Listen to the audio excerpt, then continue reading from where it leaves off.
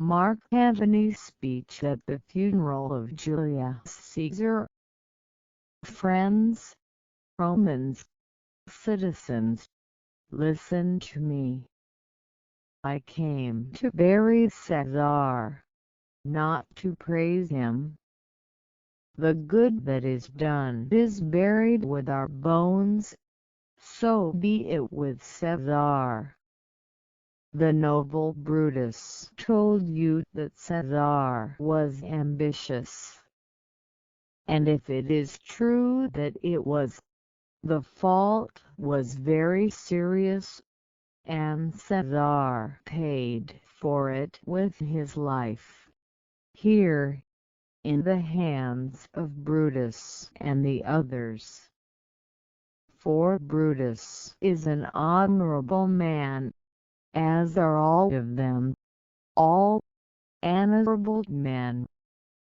I'm here to speak at Cezar's funeral. He was my friend, faithful and fair to me. But Brutus says he was ambitious.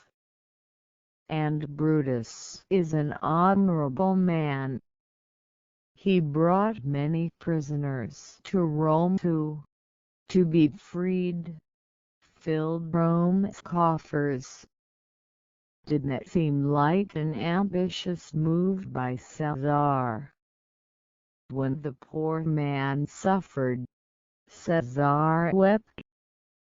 Now ambition makes people hard and without compassion. However, Brutus says that Cezar was ambitious. And Brutus is an honorable man. You all saw that at Lupercale's feast I thrice offered him the royal crown, which he thrice refused. Was that ambition? But Brutus says he was ambitious. And Brutus, we all know, is an honorable man. I do not speak here to disagree with what Brutus said, but I have to say what I know. You all once loved him and had reason to love him. What reason hinders them now from honoring him in death? At that moment Marco Antonio pauses in his speech, and the people of the city begin to reflect on what he said, and to question whether Cezar did not deserve the death he did after all. After this interlude, Mark Antony speaks again. Yesterday Cezar's word would face the world, now it lies here dead. Oh, if I were willing to lead their hearts and minds to riot and violence, I would speak ill of Brutus and Cassius, who, as you know, honorable men. I won't speak ill of them. I prefer to speak ill of the dead. I would rather speak ill of you and me than of these honorable men. But here is a parchment with Cezar's seal. I found it in his closet. It's his testament. When the poor read his will forgive me, I don't intend to read it. They will rush to Cezar's wounds and dip their handkerchiefs in his holy blood. The people complain about Mark Antony and demand that he read it. Be patient, friends, but I must not read it. You are not made of wood or iron, but human. And, being human, hearing Cezar's testament will explode. be furious. It is better that you do not know that you are Cezar's heirs. Because if they find out, what will happen? So you're going to make me read Cezar's will. Then make a circle around the body and let me show you the late Cezar, the one who wrote this will. Citizens, if you have tears, get ready to let them out. You all know this robe.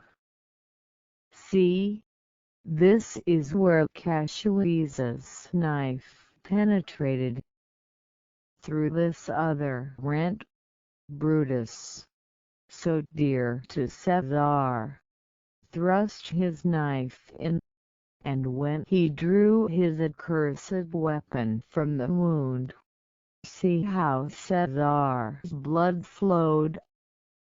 And Brutus, as you know, was Caesar's angel.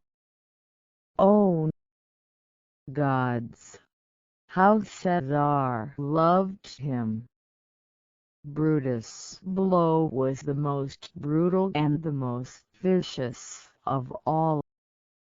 For when the noble Cezar saw Brutus stab him, ingratitude, more than the strength of the traitorous arm, stopped his heart. Oh, what a brutal fall, my fellow citizens! So I and you and all of us too fell, as this bloodthirsty treachery bloomed upon us. Yes, now you cry. I can't see that you feel a little pity for him. Good souls! They cry then they see our Cezar's mantle torn to pieces. Good friends, dear friends, I don't want to encourage your revolt. Those who performed this act honored. What particular grievances and interests led them to do what they did, I don't know. But they are wise and honorable, and I am sure they will give you their reasons. I didn't come to steal your hearts. I'm not a good speaker like Brutus. I am a simple and straightforward man, who love my friends.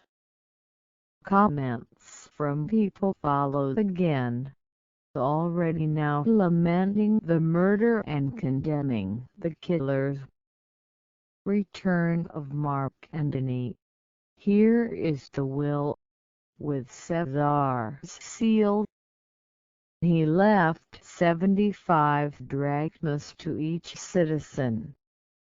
But to you he left his goods, his farms on this side of the Tiber, with his trees, his orchard, for you and for the heirs of you and forever.